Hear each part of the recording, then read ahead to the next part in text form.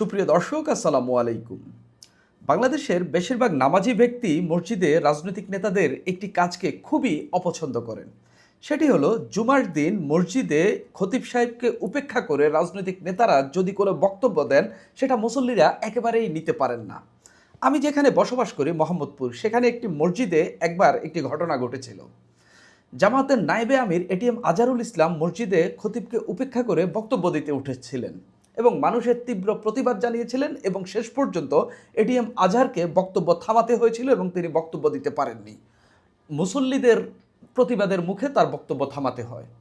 BNP থেকে MP নির্বাচিত হওয়া ববি হাজ্জাজ, যার ভিডিও আপনারা সামাজিক মাধ্যমেও দেখেছেন, তিনি মসজিদে প্রায় খতিব সাহেবকে উপেক্ষা করে বক্তব্য দিতেন এবং মুসল্লিরা এর প্রতিবাদ জানাতেন এবং এটা খুব ভালোভাবে নিতেন না। সর্বশেষ একই রকম একটি ঘটনা ঘটেছে নারায়ণগঞ্জে। নারায়ণগঞ্জ মাজদাইর গোরস্থান মসজিদে গিয়েছিলেন এনসিপির মুখ্য সমন্বয়ক নাসির উদ্দিন পাটোয়ারি। তিনি গিয়ে শুক্রবার জুমার নামাজের দিন খতিব সাহেবকে পাশে বসিয়ে রেখে তিনি বক্তব্য দিলেন। সেখানে তিনি নানান কথাবার্তা বললেন, ভারতীয় আধিপত্যবাদ, গেরুয়া, কি জানি নানান কিছু বললেন।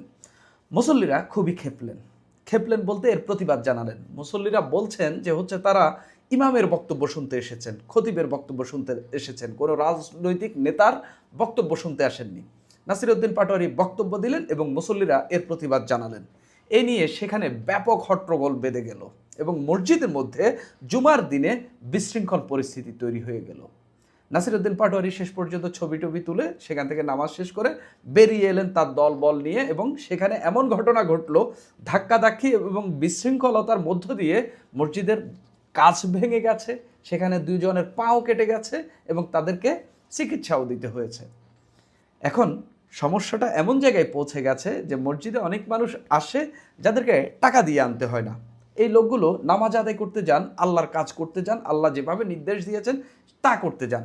তো এই রাজনৈতিক নেতারা সেখানে গিয়ে দেখেন যে আমি তো বিনা টাকা পয়সা খরচ করে কিছু লোক মসজিদে পেয়ে গেলাম। তারা তখন সেখানে গিয়ে বক্তব্য দিয়ে নিজের রাজনৈতিক যে উদ্দেশ্য সেটা হাসিল করার চেষ্টা করেন। ঠিক একই কাজ করতে গেলেন নাসির উদ্দিন পাটোয়ারি। মোটামুটি মাজদাইর গোরস্থান এই মসজিদটি মোটামুটি বড়সড় একটি মসজিদ, বেশ দলবল নিয়ে গেলেন এবং আমি যাদেরকে দেখেছি বেশিরভাগই মোবাইল নিয়ে গেছেন। তার মানে এখানে ইউটিউবাররাও গেছেন যারা এইসব ভিডিও সামাজিক মাধ্যমে দিয়ে পয়সা টয়সা ইনকাম করেন, এরকম লোকও ছিলেন। একটা মসজিদের পবিত্রতা রক্ষা কি হলো? নাসির উদ্দিন পাটোয়ারি কি এই কাজটা করা কি উচিত হয়েছে? এখন আপনি আমাকে বলতে পারেন রাজনীতি করা যায় মসজিদে কি রাজনীতি করা যায়? যেই রাজনীতির মধ্য দিয়ে বাংলাদেশে বা যেখানে আপনি মসজিদে গিয়ে রাজনীতি করবেন, সেখানে যদি আপনি ইসলাম প্রতিষ্ঠা করেন বা আপনি ইসলাম প্রতিষ্ঠার রাজনীতি করেন, তাহলে আপনি সেই রাজনীতি মসজিদে করতে পারেন। কিন্তু আমাদের যে সাংবিধানিক কাঠামো এবং আমাদের দেশের যে রাজনীতি বা যেই সরকার ব্যবস্থা আমাদের, এই রাজনীতি কিন্তু মসজিদে করার সুযোগ নেই। এটাই হলো চরম বাস্তবতা। আপনি যদি কোরআনের শাসনের প্রতিষ্ঠা করার জন্য মসজিদে কথা বলেন, সেটা বলতে পারেন, সেই রাজনীতির কথা বলতে পারেন এবং মসজিদ থেকেই সেই শাসন ব্যবস্থা আপনি পরিচালনা করতে পারবেন। কিন্তু এই সাংবিধানিক কাঠামোর রাজনীতি, ভোট চাওয়ার রাজনীতি আপনি মসজিদে বসে করতে পারবেন না। এটা হলো চরম বাস্তবতা। যারা এই সাংবিধানিক কাঠামোর মধ্যে বা বাংলাদেশের যে রাষ্ট্রীয় ব্যবস্থা, এই রাজনীতি করেন, এই রাজনীতি মসজিদে এই রাজনীতি করার জায়গা নয়।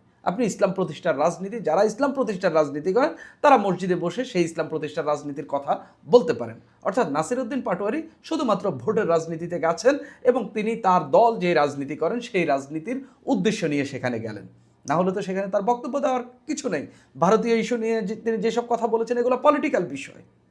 অর্থাৎ তিনি তার পলিটিক্সটা করতেই সেখানে গেলেন এবং স্থানীয় মানুষজন খুবই ক্ষেপেছেন এবং এর প্রতিবাদও জানিয়েছেন এবং মুসল্লিরা বলছেন তারা ঠিকমতো নামাজটা পর্যন্ত আদায় করতে পারেননি। এখানে এমন হট্টগোল বেঁধে গেছে, এমন বিশৃঙ্খলা হয়েছে যে তারা অনেকেই ঠিকমতো নামাজ পড়তে পারেননি এবং লোকজন বেশি জমায়েত হয়ে যাওয়ার কারণে অনেকের নামাজটাও আদায় করতে পারেননি ঠিকঠাকভাবে। নাসির উদ্দিন পাটোয়ারির এই ঘটনায় এনসিপি সেখানে আসলে দুঃখ প্রকাশও করেছে যে আসলে মসজিদে যে ঘটনা ঘটেছে দুঃখ প্রকাশ করেছে। আমি একটু ঘটনাটা আপনাদেরকে বলি। মসজিদে জুমার নামাজের বয়ান চলাকালে এনসিপি নেতা নাসির উদ্দিন পাটোয়ারি উপস্থিত হন। এ সময় তার সঙ্গে অনেক নেতাকর্মী মসজিদে প্রবেশ করেন। তার আগমনকে কেন্দ্র করে মসজিদের ভেতরে কিছু নেতাকর্মী স্লোগান দিতে শুরু করলে বিশৃঙ্খলা সৃষ্টি হয়। মসজিদের ভেতরে স্লোগান, এনসিপি স্লোগান এবং নাসির উদ্দিন পাটোয়ারি জননেতা নাসিরউদ্দিন পাটোয়ারির স্লোগান। এতে মুসল্লিদের ইবাদতে বিঘ্ন ঘটে। এছাড়া ধাক্কাধাক্কিতে মসজিদের দরজার গ্লাস ভেঙে যায়, সেই ভাঙা গ্লাসে কয়েকজন মুসল্লির পা কেটে গেছে। এই ঘটনাটা হওয়ার কোনো দরকারই ছিল না। একজন মুসল্লি বলছেন, আমি তার নাম বলছি না, আজ এনসিপি নেতা নাসিরউদ্দিন পাটোয়ারি মসজিদে এলে তার সঙ্গে অনেক লোকজন এসেছে। এতে মসজিদের ভেতরে হইচই, ধাক্কাধাক্কি ও স্লোগানের কারণে স্বাভাবিক পরিবেশ নষ্ট হয়েছে। মুসল্লিদের নামাজ আদায় করতে কষ্ট হয়েছে। সবশেষে ওরা ধাক্কাধাক্কি করে মসজিদের দরজার গ্লাস ভেঙে ফেলেছে। সেই কাছের গ্লাস দিয়ে অনেকের হাত, অনেকের পা কেটে গেছে।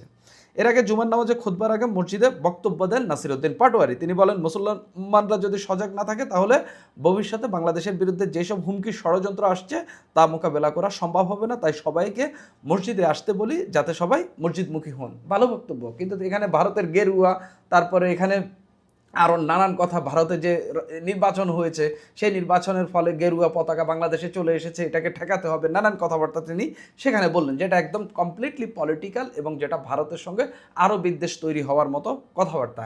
এখন গেরুয়া পতাকা বা কী কোন ফাঁকে দিয়ে আসলো সেটা নাসিরউদ্দিন পাটোয়ারি কোন ফাঁকে দিয়ে দেখেছেন সেটা তিনি ভালো জানেন। তো এখানে এনসিপির একজন নেতা দুঃখ প্রকাশ করেছেন, তার নাম হলো নীরব রায়হান। তিনি এনসিপির নারায়ণগঞ্জ জেলা কমিটির সাংগঠনিক সম্পাদক। তিনি বলছেন, মসজিদের গেটে এসে মানুষের চাপে একটি অনাকাঙ্ক্ষিত ঘটনা ঘটে গেছে। তবে আমরা প্রথম থেকে মসজিদের ভেতরে চাপ কমানোর চেষ্টা করেছি, কিন্তু উপচে পড়া ভিড়ের কারণে তা কন্ট্রোল করা সম্ভব হয়নি। তিনি আরও বলেন, এ বিষয়ে মসজিদ কর্তৃপক্ষের সঙ্গে কথা বলতে নির্দেশনা দেওয়া হয়েছে। ইনশাআল্লাহ আমরা মসজিদের ভেঙে যাওয়া গ্লাস পুনঃস্থাপন করে দেব। খুবই ভালো কথা।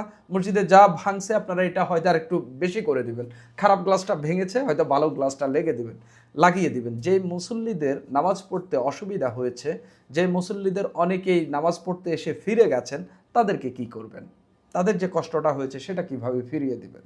মসজিদ এরকম রাজনীতির জায়গা না। মসজিদ অবশ্যই, মসজিদে রাজনীতিক কথা বলা যাবে, রাজনীতি করা যাবে, কিন্তু এই ফরম্যাটের রাজনীতির জায়গা নাই।